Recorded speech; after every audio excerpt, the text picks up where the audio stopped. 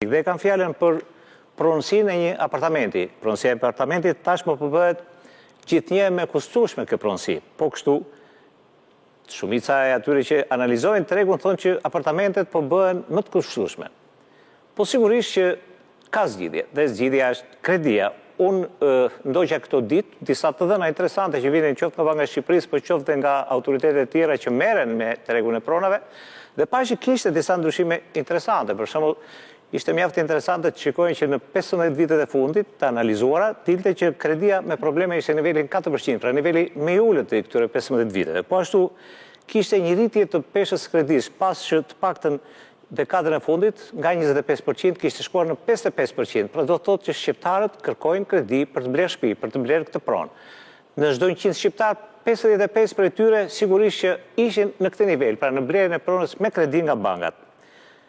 Por në mes të kësaj historie, Banka e Shqipërisë përshkallëzoi ndryrën e saj rregullatore, duke patur parasysh edhe zhvillimet e fundit, zhvillimet e vitit 2024, zhvillimet në vijim dhe pritshmërinë që pritet pikërisht për këtë treg. Këtë treg të interesant, duhet të thënë, një treg i cili ka patur zhvillime së fundi. Vetëm dje u mbushën plot 15 ditë nga botimi i kësaj rregullore në Bankën e Shqipërisë, e cila sigurisht hyn në fuqinë e ikorik me veprimin e saj aktiv, por që tashmë ajo është pjesë e legjislacionit, pjesë e cilës duhet zbatuar. Ne do të flasim sot pikërisht për këtë temë, kur të mungon shtëpia, vetëm pas pak me të ftuarit e mi.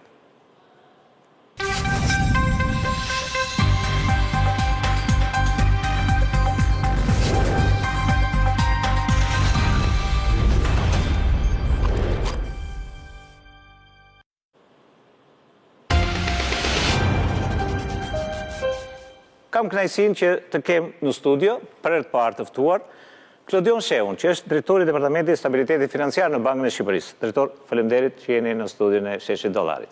Faleminderit për ftesën. Kam gjithashtu Renaldo Pipirin, drejtori ekzekutiv Shoqata Kombëtare Shqiptare e Pasurive të Paluajshme, një mik i emisionit tim. Faleminderit, Aldo. Gëzohem që jeni në emision. Do kemi gjithashtu dy miq të vyer të emisionit, me të cilët do të kem një lidhje direkte. Së pari me Edon Babameton, që është një ekspert, analist i tregeve financiare në Shkollën Europiane të Menaxhimit të Teknologjisë në Berlin. Flas edhe për një të ftuar tjetër, që është mik i emisionit tim, që është Eduard Gjekuta, është ekspert, analist i tregut banesave në Altax, ka bërë dhe një studim shumë interesant për cilin do ta pyes. Faleminderit Edi që je në emisionin Sheshi Dollarit. Kënaqësi dhe faleminderit juve. Besoj edhe Edoni do të lidhet së shpejti me mua, do të jemi së bashku, por përpara se të fillojmë bisedën në studio dhe me të ftuarit e mi, ju ftoj të ndiqni një kronikë përgatitur nga televizioni ABC News, i lidhet pikërisht me angazhimin e Bankës së Shqipërisë për sa i përket këtij elementi, për shkallëzimit të ndryrës rregullatore për të zgjidhur disa probleme që banka i gjykon se janë në nivelin për të zgjidhur. Të ndiqim kronikën dhe kthehemi menjëherë në studio. Kufizohet dhënia e kredive për blerje banese për qytetarët. Vendimi i Bankës së Shqipërisë është publikuar tashmë në fletoren zyrtare dhe parashikon që banka të mos japin kredi për qytetarët që duan të blejnë shtëpinë e parë, më shumë se 85% e vlerës së saj dhe në valutë vetëm 75%. Ndërkohë ata që kërkojnë një kredi për të blerë një shtëpi të dytë, vlera e huas që do të mund të marrin kur është në monedën lek do të jetë vetëm 80% e vlerës së pronës. Në vendim përcaktohet se për çdo kredimarrës duhet të bëhet një analizë e mirëfillte të ardhurave për përcaktimin e vlerës së borxhit të kredimarrësit. Ekspertja Brunilda Istaj tha se nga ky kufizim do të preken kryesisht familjet me të ardhura normale, pasi do të duhet të sigurojnë rreth 30% të vlerës së banesës që duan të blejnë. Paraqet një kufizim. Ndoshta jo për të gjitha segmentet e konsumatorëve, por ato segmente konsumatorës të cilët kanë të ardhura mesatare, pra familja normale, me pagat të dy bashkëshortëve, do jetë ndoshta pak më e vështirë tashmë që të blejnë një banesë nëse është familje e re, nëse ata nuk kanë kursyer 30 deri në 35% të vlerës së shtëpisë, e cila automatikisht i krijon një vështirësi një familje të re për të marrë iniciativën dhe për të blerë një banesë të re.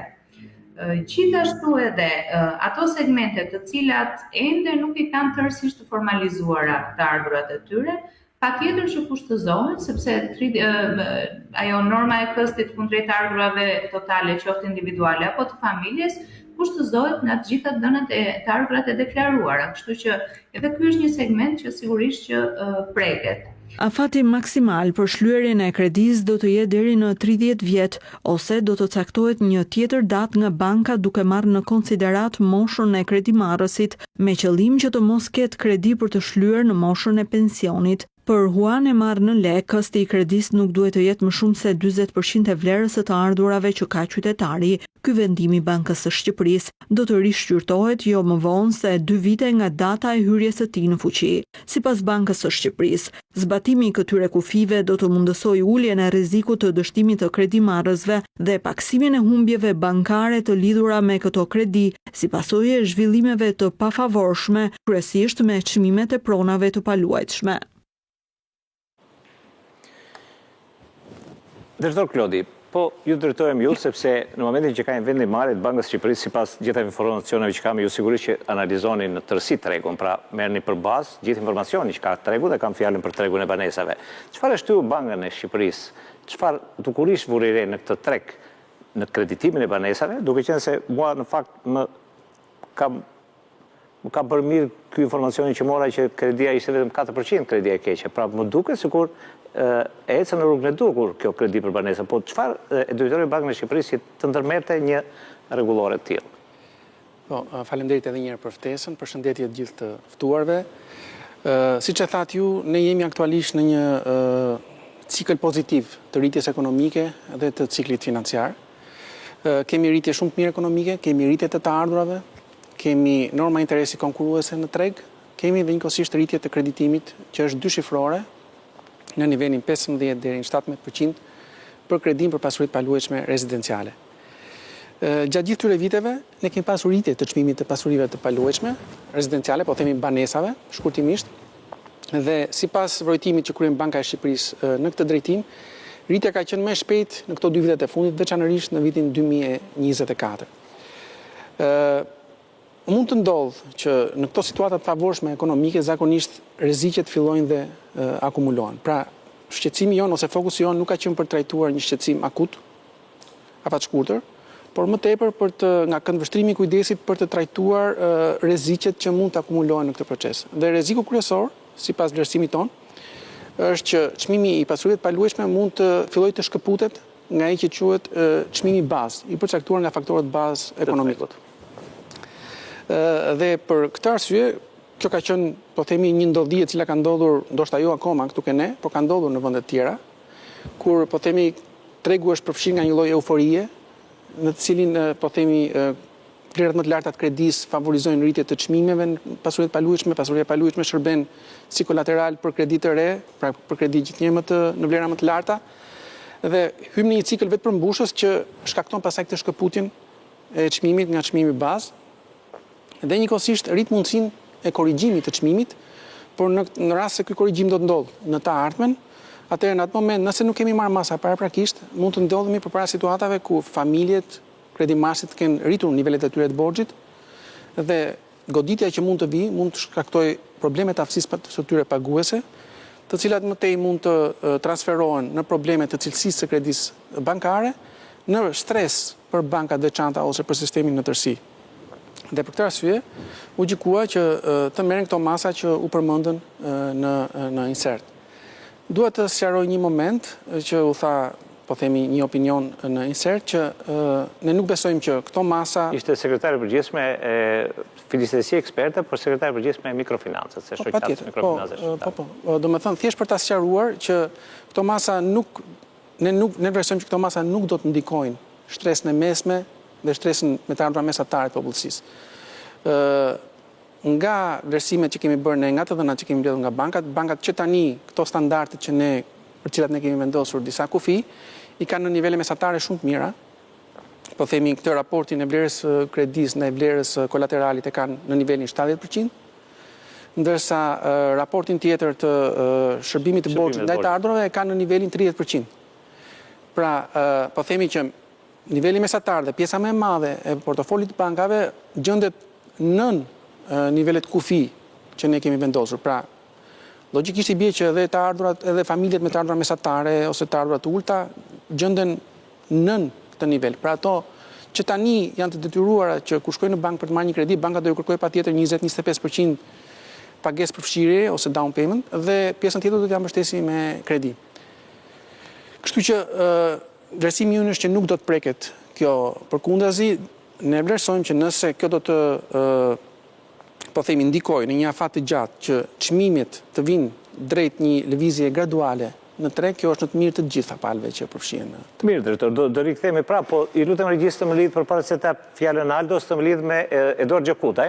Unë desha të di edhe mbi bazën e studimit që ka bërë Altax, një studim i cili ka marrë në konsiderat rritjen e sektorit të ndërtimit veçanërisht të banesave rezidenciale, po e ka lidhur këtë me të ardhurët që kanë siguruar ata që janë aktorët kryesorë që blejnë banesa. Si e vlerësoni ju në këtë analizë, po edhe si ekspert, pikërisht ndërhyrjen regulatore të Bankës së Shqipërisë duke patur parasysh pikërisht atë studim që keni ndërmarrë ju?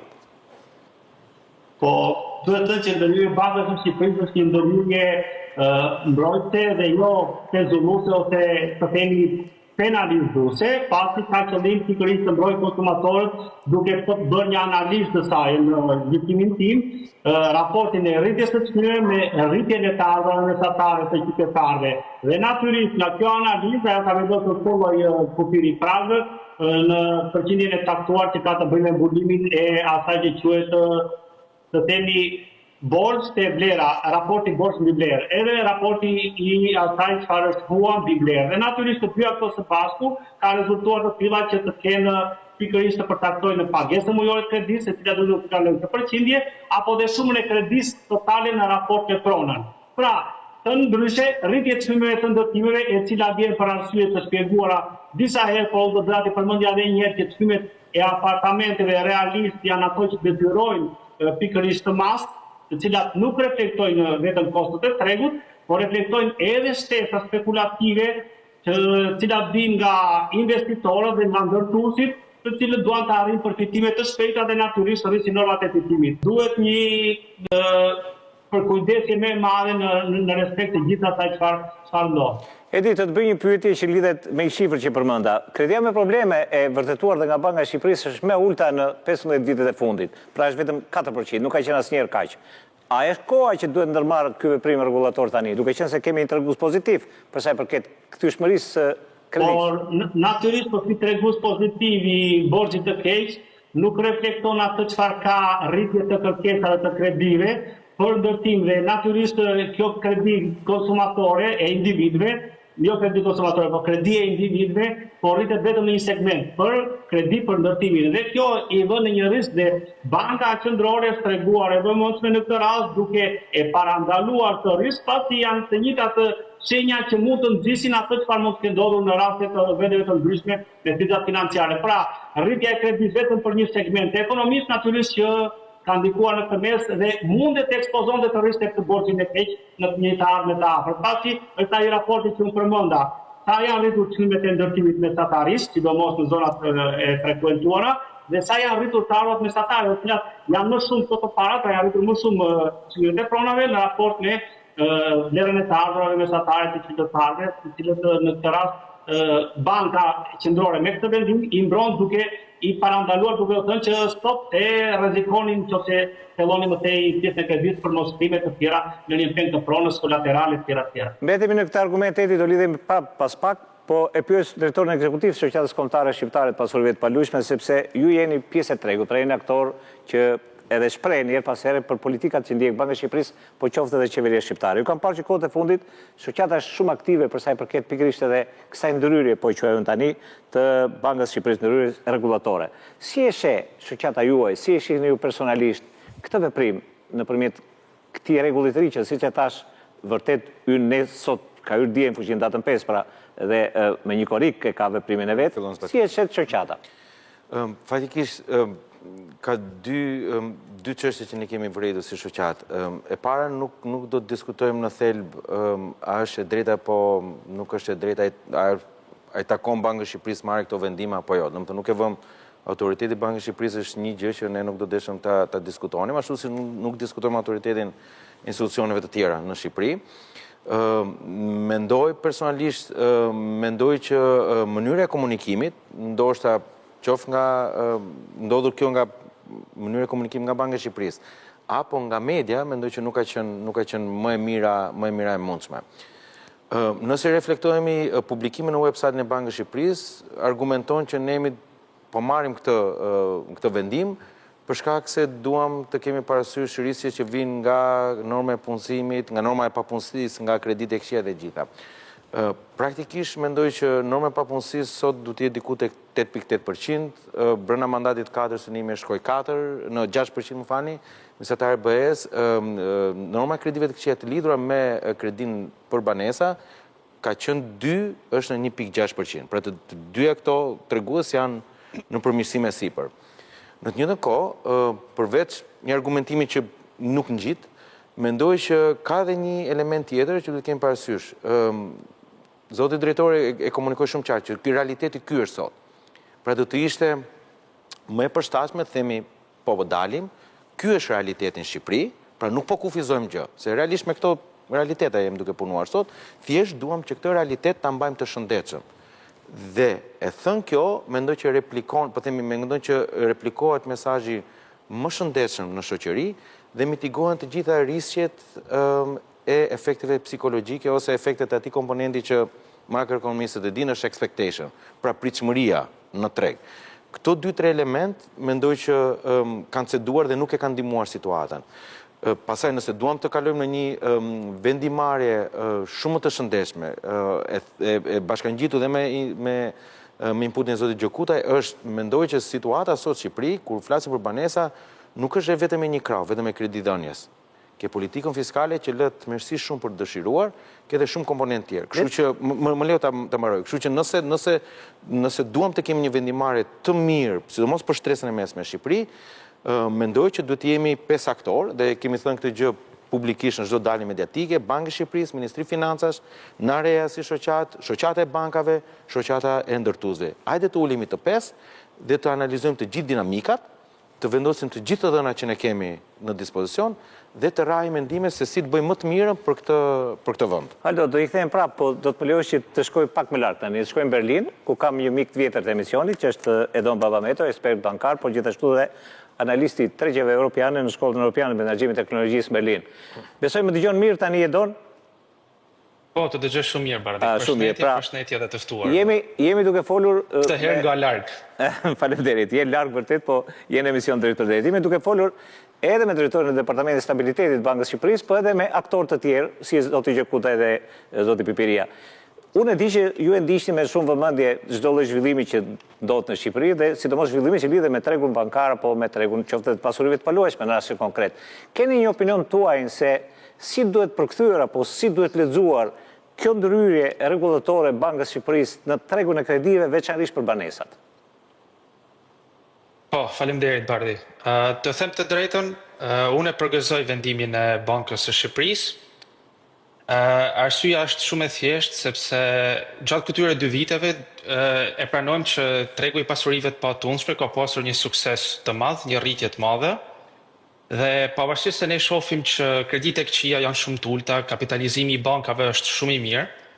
Dhe në fakt janë statistika që janë për të pasur zili. Dhe secili mund të bëj pyetjen, okay, atëherë, nëse ne jemi kaq mirë, nëse situata është kaq e mirë, atëherë pse po ngushtohemi, pse po mbërthehemi?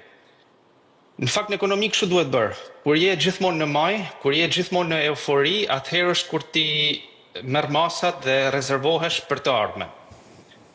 Dhe kjo është sidomos e rëndësishme në tregun e pasunive të palujshme, sepse ndryshe nga gjithë industritë e tjera, ku ti mund të përshtatesh kërkesën me ofertën goxha shpejt, në tregun e pasurive të palujshme nuk e përshtat dot. T'ju jap një shembull shumë thjesht. Nëse ti po je në industrinë automotive dhe po shet makina dhe shikon që kërkesa nuk është më aty, ti thjesht mund të prodhosh makina më pak. Ndërsa në rastin e industrisë real estate e pasurive të patundshme, ta marrim teorikisht, hipotetikisht, sikur ne sonte bën një letër që nuk do ketë më ndërtime, pra nuk do ketë më ofertë. Po prap ti ke akoma të gjithë ofertën që tashmë ka marrë lejen, tashmë po ndërtohet, zgjat rreth 5 vite, pra ne sikur hipotetikisht, pra që nuk ndodh, të themi që ndalojmë çdo gjë sonte, ti do kesh ofertë të re që vjen në treg për 5 vitet e ardhshme. Ndërkohë, çfarë ndodh është se sot projeksionet për rritjen e së ardhmes bëhen nga e shkuara, pra ai sukses që ne kemi pasur këto 2-3 vite. Po nuk është të thënë që në të shkuarën ti do kesh këtë rritje, sepse nuk mund të jetë normale. Ne kemi pasur një hop shumë të madh dhe rritja nuk mund të vazhdojë me të njëjtat ritme. Rritje do ketë, por nuk do jetë me të njëjtat ritme. Pra, nëse do kishte kjo mospërputhje, do ishte shumë e vështirë për të përgjigjur dhe për të reflektuar në kërkesë, në ofertë, sepse siç e thash, oferta vazhdon e del, sepse pallatet ndërtohen, shtëpiat ndërtohen dhe nuk përgjigjesh dot pra. Dhe për mendimin tim kjo është fiks siç duhet të bëhet në ekonomi, në momentin kur jemi pra sa më lart, sa më të suksesshëm, atëherë duhet të kemi të kujdes për të ardhmen. Tjetra, nuk mendoj se ka një pjesë të shoqërisë që dëmtohet nga kjo. Paraforsi tha për komunikimin, që mund të jetë saktë, ndoshta komunikimi duhet ishte më i mirë.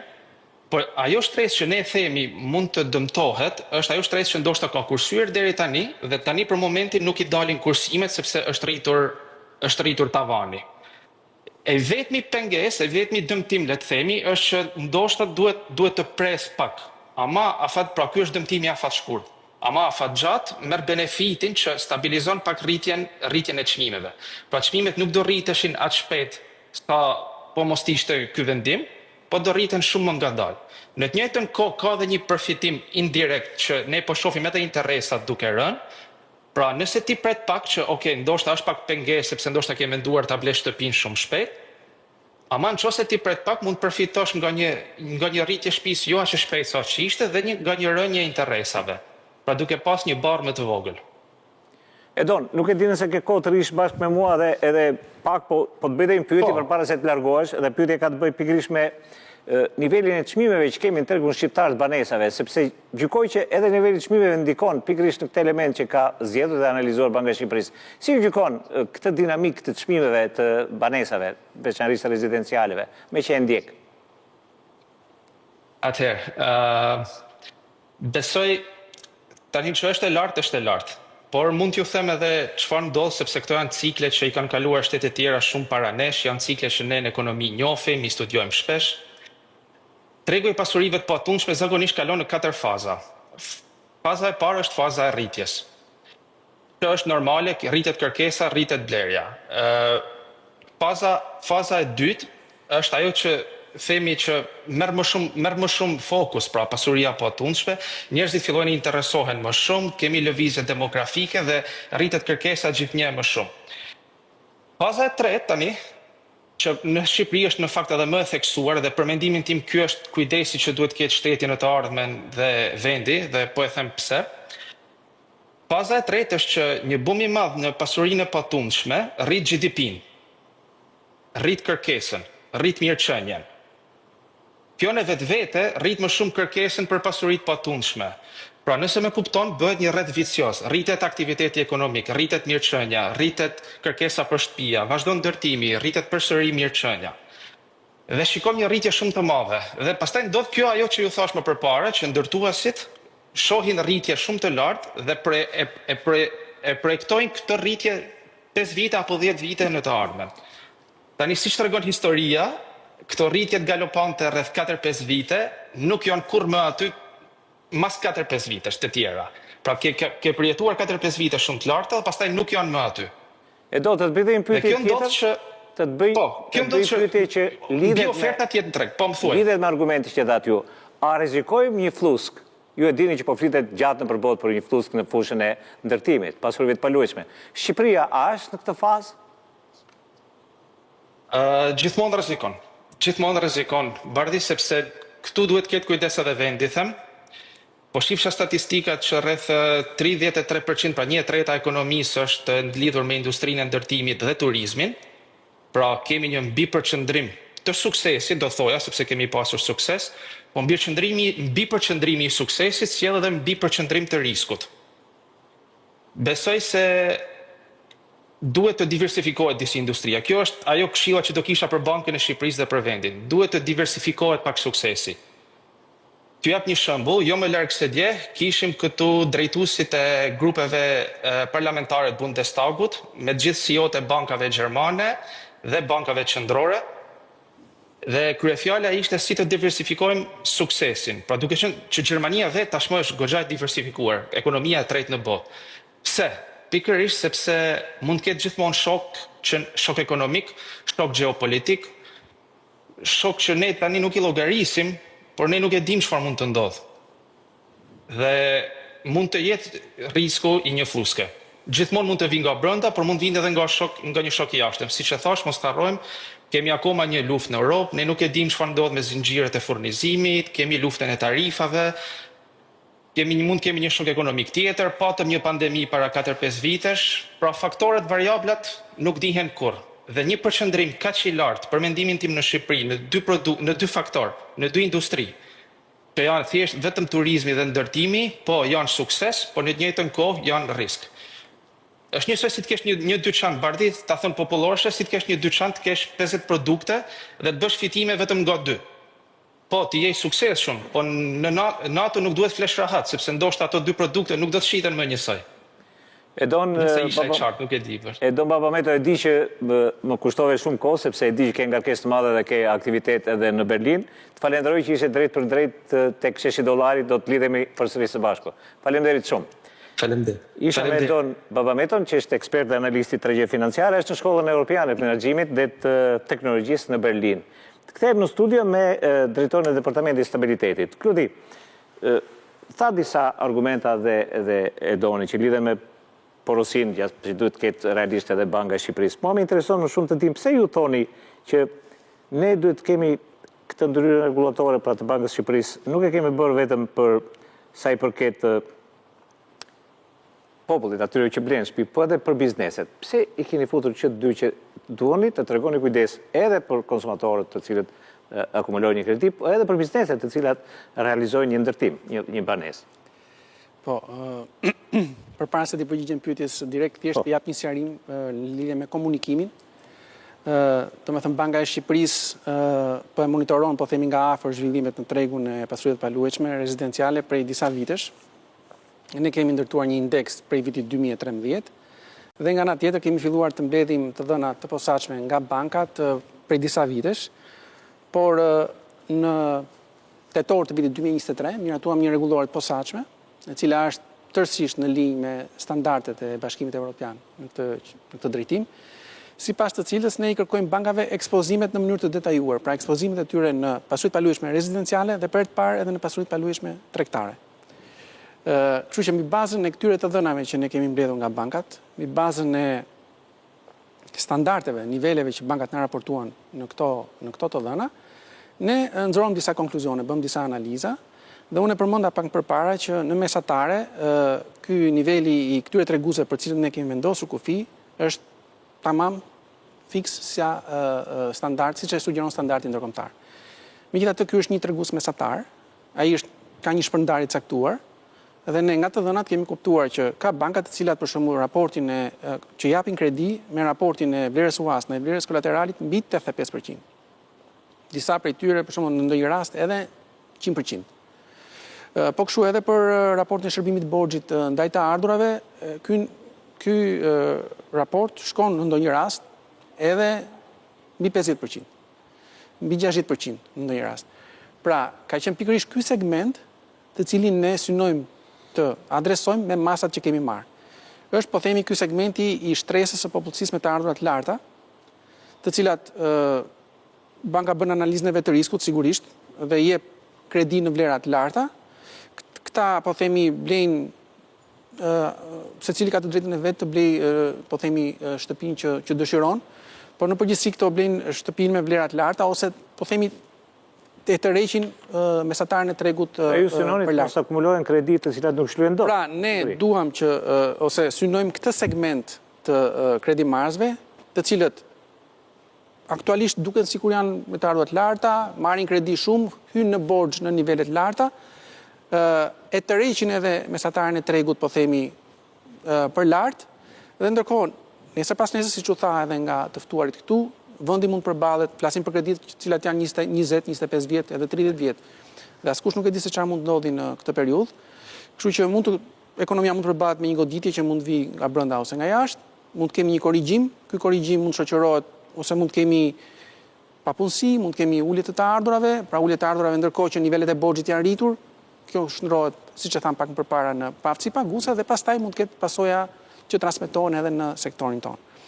Prandaj, dua të sqaroj edhe këtë që synimi i Bankës së Shqipërisë nuk është çmimi.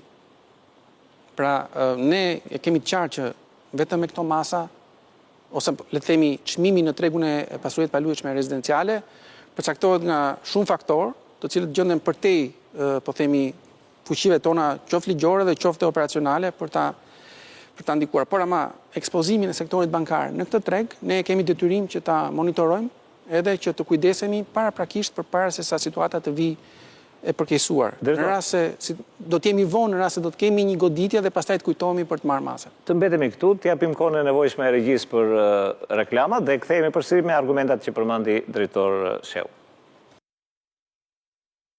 Jemi tek $6 dhe po flasim për një temë interesante. Kur të mungon shtëpia, kështu e kam titulluar emisionin, edhe deri tani kemi dëgjuar disa shpjegime që vijnë edhe nga autoriteti i Bankës së Shqipërisë.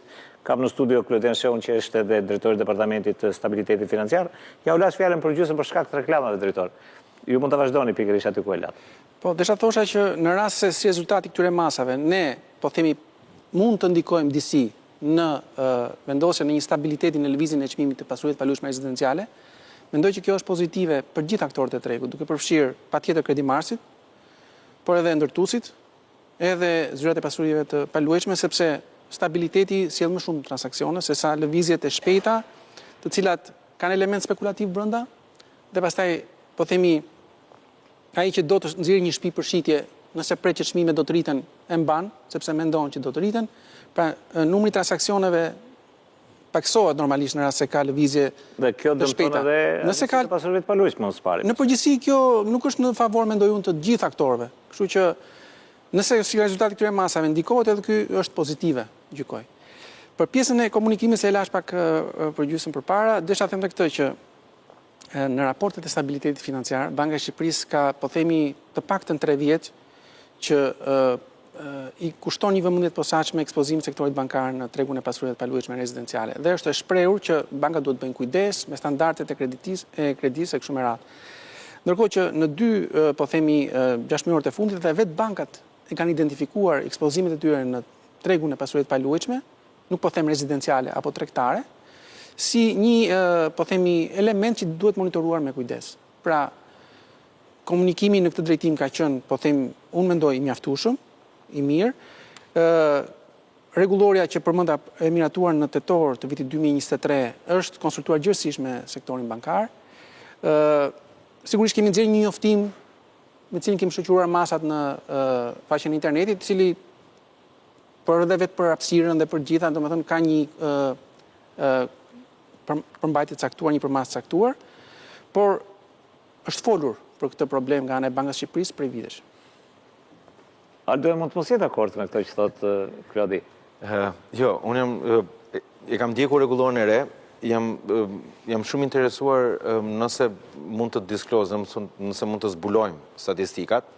Pra, nga të gjithë dhënat që janë mbledhur nga sektori bankar bazohen në rregullorin e re. Pjesë e ekspozimit shkon mbi 85%. Pjesë e ngarkesës me borxh shkon mbi 50%. Pjesë e ekspozimit shkon për shtëpi të dyta me arsye tregtare, se ka disa koncepte. Shtëpia e dytë e një shtreset mesme që ka një shtëpi në Durrës për të bërë pushimet me familje, me fëmijët në fundjavë, unë them sa mirë që po punon forte që ke këto të ardhura, po kur ti shtëpinë e dytë e merr për ta dhënë për Airbnb, ndoshta po, kjo si një lloj presioni mbi tregun e qeras në atë vend, ose pjesë e këtij ekspozimit janë shtëpi të dyta brenda të njëjtit qytet. Pra ka disa statistika që besoj që bankat ja u ka vendosur në dispozicion dhe nëse kjo vendimarrje shoqërohet që po shikoj, kemi mbledhur këto dhëna, kemi parë që kjo përqindje po kalon, sepse ju tashmë në vendim e keni lënë që 15% e portofolit mund të kalojë këto kufizime. Nëse realiteti është ky, s'ka asgjë për të shqetësuar. Okej, po vendosim të 15 që mos bëni gabim të kaloni më shumë se sa 15%. Kështu që ndoshta pak statistika që keni ju, që ne nuk i kemi praktikisht si na re, që ju mund të keni në momentin që hidhen tavolinë dhe shpjegohen, mendoj që perceptohet shumë më mirë realiteti. Ne kemi një tregu i pasurive paluajtshme dhe gjithë ekonomia shqiptare nuk është si në SBA apo si në BE që komunikon ca vendime dhe gjithë mekanizmat funksionojnë dhe perceptojnë shumë mirë.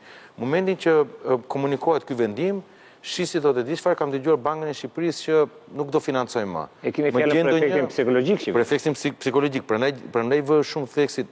Shiko, vetëm diplomuar në makroekonomi, pra studimet e ekonomiksit evropian, masë shkencor. Kështu që e kuptoj shumë mirë efektin psikologjik në komponentin e ekonomisë.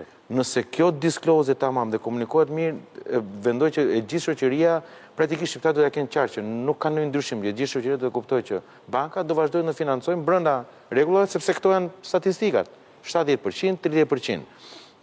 Pjesa tjetër është që do kemi një problem me shitsin, derisa ta bindim shitsin, sepse shitsi mund të ketë një formim mesatar, kam dëgjuar Bankën e Shqipërisë që nuk do japim më kredi. Dhe unë nuk dua t'ja shes një shtreset mesme që do presi te banka çik më gjatë për të marrë kredi, më gjatë t'ja shes dikujt që është shpejt, që ka lekët, kesh edhe po vazhdojmë, po themi pa kredi dhe po vazhdojmë. Dhe gjitha këto sjellin këtë efekt në tregun. Ne tashmë kishim problem për shkak të rivlerësimit, që ta bindim që ore mos e mbash shtëpinë shite, paguaj, deklarojnë 100%, paguaj këtë 15%. Vjen edhe një komunikim tjetër që do kufizohet kredia dhe praktikisht ato të dhëna që nxjerr vrojtimi, një pjesë janë të ndikuar nga këto efekte psikologjike, rritja e çmimit, rënja e stokut, rënja e pronave të pashitura, për shkak se nuk ka më ofertë, nuk preferon kushta shesi. Janë disa efekte, përveç se besoj që ai vrojtimi ha diskutim, po ndoshta mund të jetë një moment tjetër kur... Ja, më duhet që të lidhem edhe me Gjokutajn,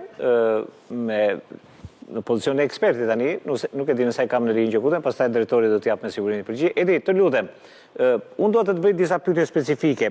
Po them, vendimi i Bankës së Shqipërisë, ky vendim që ndryn në rregullore, mund të sjellë një efekt të kurrës në kredi e para dhe e dyta, bankat e kanë tash mundësinë të refuzojnë shumë kredi që kërkohen pikërisht për banesa? Natyrisht, ky vendim i jep të bankave të jenë më selektive në atë çfarë do përzgjedhin për sa i përket dokumentacionit dhe përmbushjes së kritereve.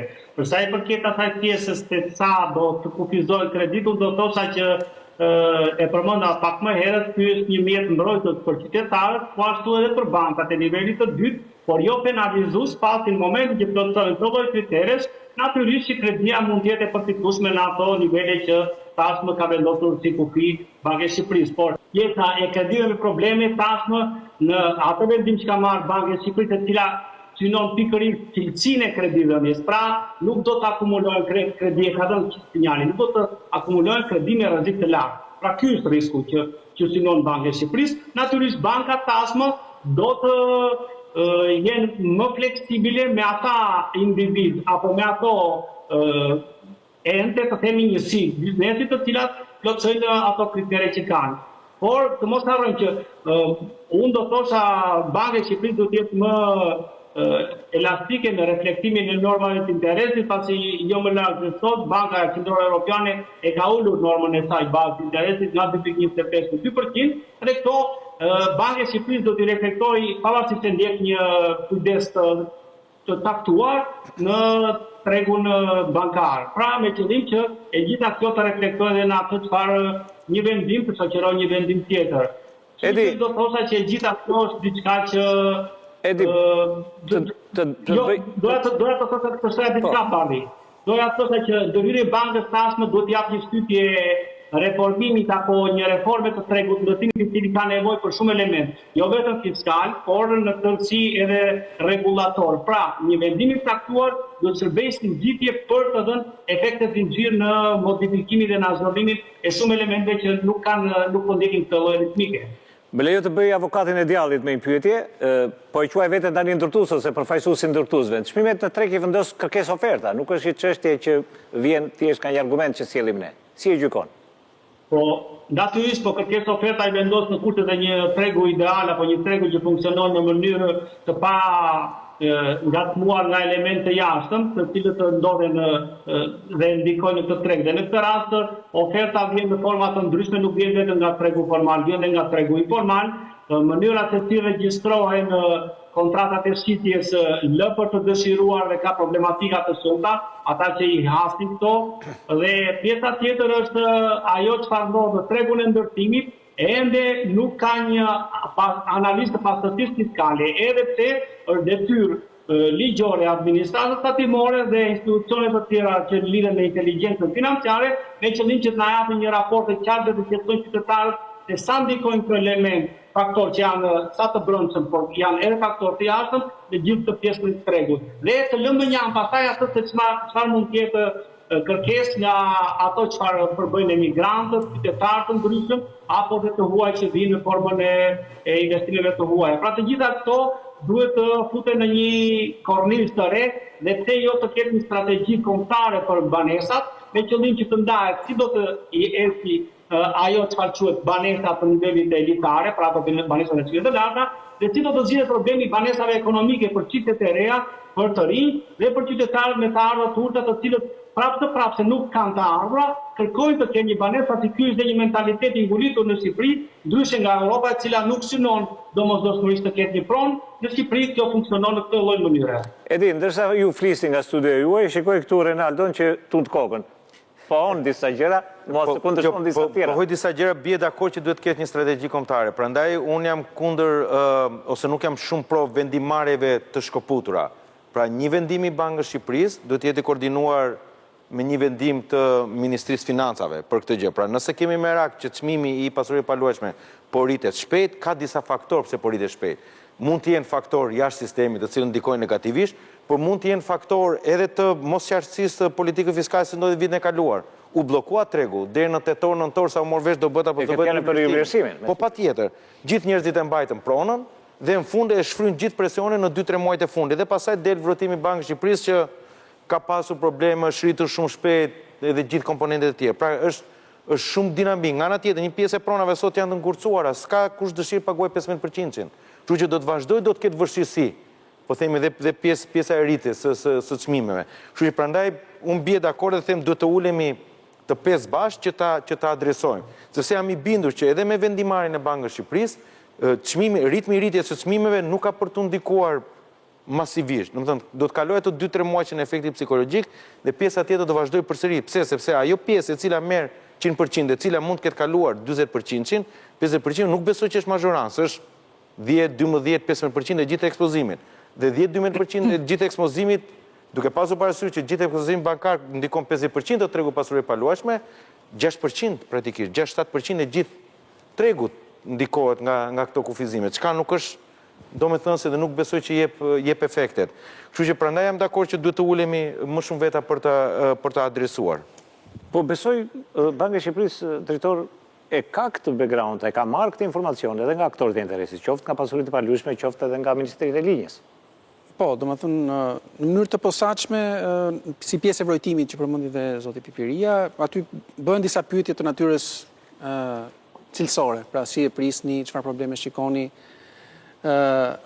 dhe në tërësi na del një lloj optimizmi nga vrojtimi. Pra, aktorët, agjentët e tregtimit pasurive të paluajtshme dhe ndërtuesit mbeten optimist për mënyrën e zhvillimit të tregut.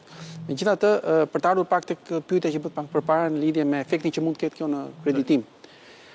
Siç e përmenda, ne targetojmë një segment caktuar, i cili është në minorancë në portofolin e bankave, por që mendoj unë, peshën ose kontributin që jep në ecurinë e tregut e ka më të lartë se sa pesha që zën në ekspozimet reale të sektorit bankar. Dhe ky segment i kreditimit mund të ndikohet nga masat. Pra, por unë mendoj që edhe sikur të ndikohet, ky do të jetë një efekt afatshkurtër për dy arsye. E para, ne kemi parashikuar në vendim një kuotë përjashtimi. Pra, pikërisht ju kemi lënë në dorë bankave që në rast se kanë, po themi, aplikues, kredimarës, të cilët i shikojnë me interes, analiza e tyre rrezikut i bind që nuk ka problematika të theksuara, që nuk ka rrezik. Domethënë janë, po themi, praktika të cilat kanë nisur dhe që nuk mund të ndërpresin, pra ato mund t'i përndosin dhe mund t'i përfshin në këtë kuotë përjashtim dhe t'i kapërcejnë këto kufizime që kemi vendosur ne. Kjo është njëri element. Ju thoni edhe në pjesën e argumentimit tuaj, ju thoni që në disa raste këto ekspozime mund të monitorohen edhe mballë madje në mënyrë të vazhdueshme mund modifikohen sipas nevojës. Pra mund të kemi ndryshim në rregullore, apo mund të kemi ndryshim në treguesit e kësaj rregullore? Po desha thosha që elementi i dytë është edhe vetë bankat, e përmendi pak edhe zoti Gjokuta, vetë bankat mund të jenë aktive dhe të përfshin kreditimin brenda parametrave me kalimin e 2-3 mujorëve. Pra nuk mendoj që ndikimi, domethënë I kemi kushtuar vëmendje edhe këtij momenti kur kemi konceptuar vendimin dhe Këshilli Mbikëqyrës kur e ka miratuar, e ka diskutuar edhe këtë moment. Kështu që mendojmë që me këto përjashtimet që kemi lënë edhe me këtë aftësinë që do kenë bankat, mendojmë që efekti në tërësinë e kreditimit, dhe sidomos për familjet me të ardhurat mesme apo me të ardhurat nuk ka për të ndjerë pothuaj fare. Ndërsa në lidhje me rishikimin e vendimit, nëse se referoheni këtij, po Këshilli Mbikëqyrës ka thënë që ky vendim duhet të riparë të paktën një herë në 2 vjet. Sigurisht nuk është e thënë që ne të presim 2 vjet për ta riparë në fund fare. Do të shikojmë efektet që mund të ketë. Do të shikojmë si reagojnë bankat. Dhe sigurisht që edhe mund ta modifikojmë në rast se do të jetë e nevojshme. Ka shumë njerëz që më pyesin edhe në telefon tani, për shembull janë çifte të reja, thotë si do bëjmë ne që jemi çifte të rinj dhe ne duam që të marrim kredi për ta blerë tërësisht shtëpinë, sepse të ardhurat tona nuk janë të mjaftueshme të nisur vetëm nga kredia e bankës. A mund të vazhdojmë të kërkojmë 100% kredi për shtëpi banimi? Unë nuk e besoj që normalisht banka ju jep aktualisht 100% kredi këtij segmenti, pra familjeve të reja.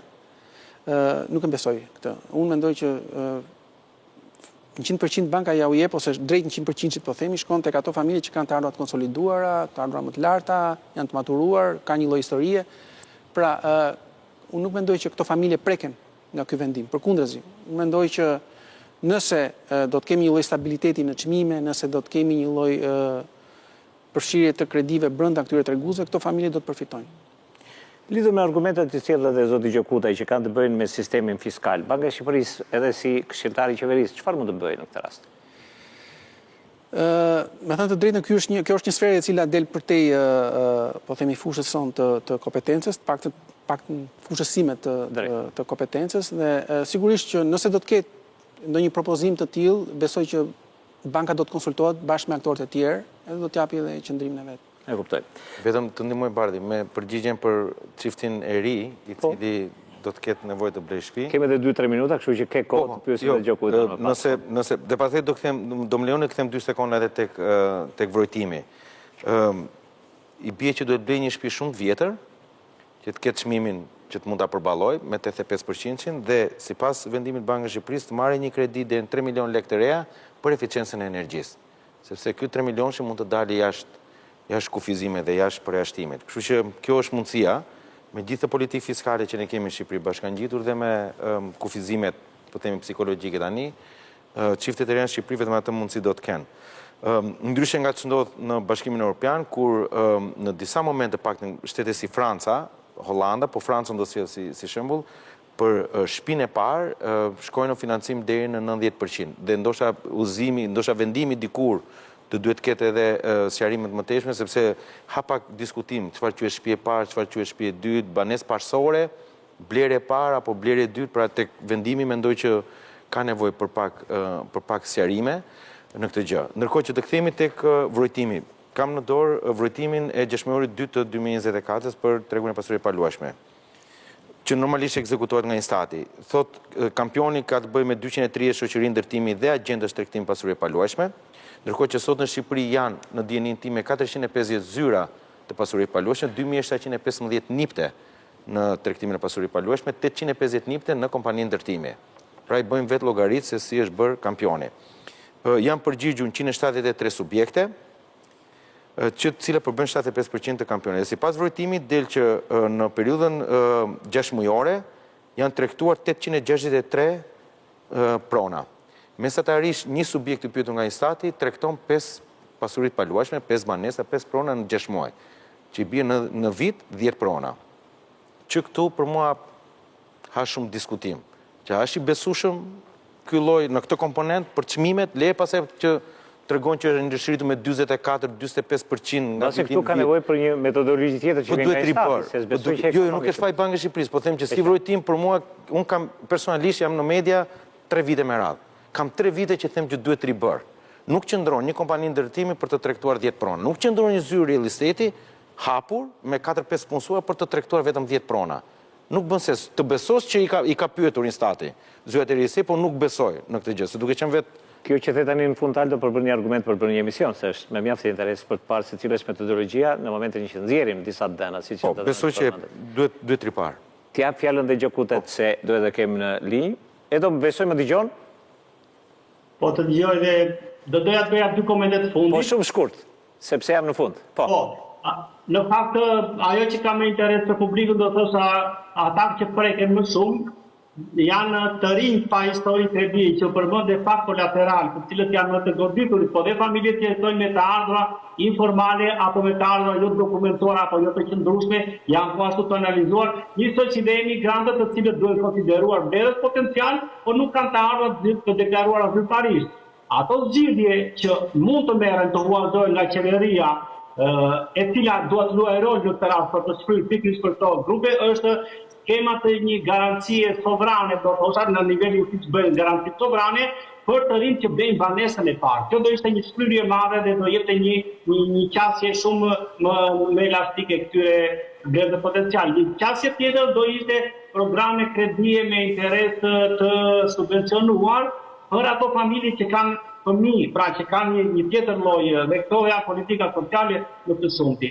Dhe po ashtu bashkë lidhur ashtu siç e përmendëm, duhet jetë në fokus, duhet jetë një program për i integruar për formalizimin e të ardhurave. Pra, nëse nuk formalizohen të ardhurat dhe nëse kemi një fiskalizim më të mirë të sektorit të ndërtimit, natyrisht të gjitha këto që themi gryhen, pra qoftë politika monetare, qoftë politika të caktuara rregullatore apo fiskale, do të kenë fshirje apo humbje dhe natyrisht duhet të integrohen me njëra tjetrën që të japin atë efektin ta rregulator kufizues. Që kujtoj faleminderit që u bëre pjesë e $600 edhe për mbrëmjen e sotme, do të kemi mundësi që të ftoj në studio të jemi përsëri me një temë që ka interes edhe për studimet që u bëni. Faleminderit që kujtoj.